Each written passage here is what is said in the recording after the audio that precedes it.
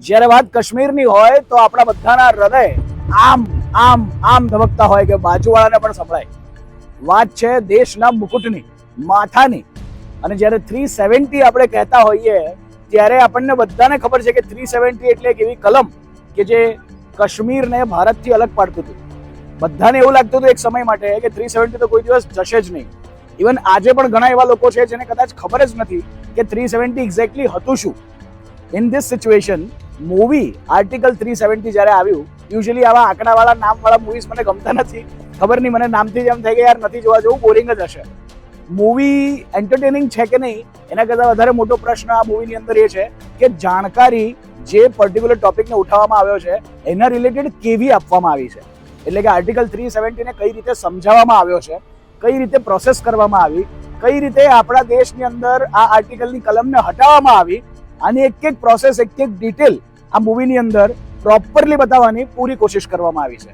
Even મને મૂવીની અંદર સૌથી મજાની વાત એ જ લાગી કે કદાચ સ્કૂલોની અંદર ભણાવવાની ટેકનિક આવી કરી દેવામાં આવે તો તમે નિયમો, દેશના કાનૂન અને ઘણી બધી બીજી વસ્તુઓ બહુ આસાનીથી સમજી શકશો.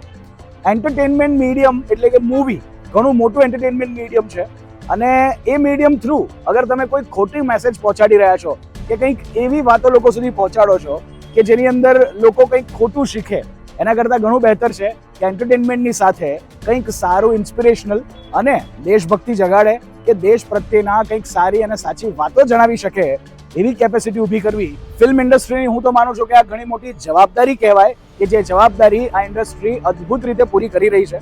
અમુક સમયે જ જરૂરથી પણ થઈ રહી છે.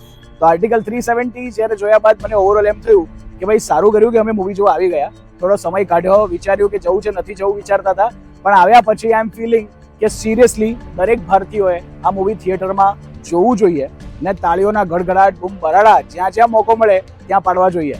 ભારતીય હોવા પર ગર્વ કરવા માટેનો હજી એક મોકો છે આર્ટિકલ 370.